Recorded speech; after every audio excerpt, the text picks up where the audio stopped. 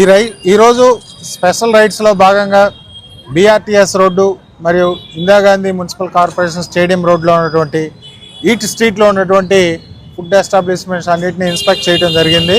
అట్లానే వారందరికీ రంగులు కలపొద్దని, ఫ్రెష్ ఫుడ్ సప్లై చేయాలని, న్యూస్ పేపర్స్ వాడొద్దని, టేస్టింగ్ సాల్ట్ వాడొద్దని,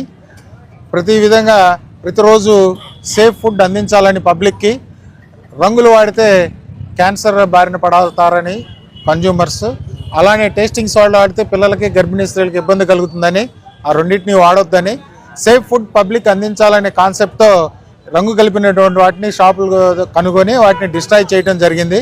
ఇక మీదట రంగులు కానీ ఈ ఎస్టాబ్లిష్మెంట్స్లో ఎక్కడైనా సరే నాన్ వెజ్ కానీ వెజిటేరియన్ కానీ కలిపినట్టుంటే వాళ్ళ మీద క్రిమినల్ కేసులు బుక్ చేసి వాళ్ళ లైసెన్సులు కూడా రద్దు చేయడం జరుగుతుంది.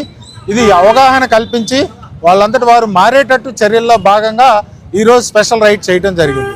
సుమారు ఇక్కడ ఒక 80 కేజీలు, అక్కడ ఒక 60 కేజీస్ కలర్ ఐటమ్స్ అన్ని డిస్ట్రాయ్ చేయడం జరిగింది.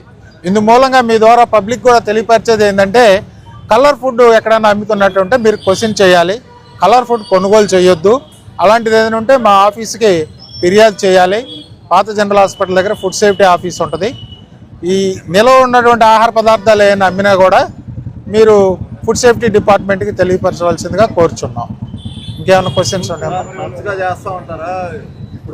ఈ ఫ్రీక్వెంట్గా వాళ్ళ అవగాహన కలిగి ఫ్రీక్వెంట్గా ఉండే వరకు కూడా ఈ రైడ్స్ జరుగుతుంది. క్రిమినల్ కేసులు బుక్ చేయడం జరుగుతుందని కూడా మీకు తెలియపరుస్తున్నాం. రైట్, ఓకే, మీరు అడిగిన క్వశ్చన్ బాగుంది. ఆగస్టు నెల 19వ తేదీ ఎన్టీఆర్ జిల్లాలో విజయవాడ సిటీలో 39 ఈ హోటల్స్ మీద రైడ్ చేసి శాంపిల్స్ లిఫ్ట్ చేయడం జరిగింది. వాటిలో 20 అడల్ట్రేషన్ రావడం జరిగింది.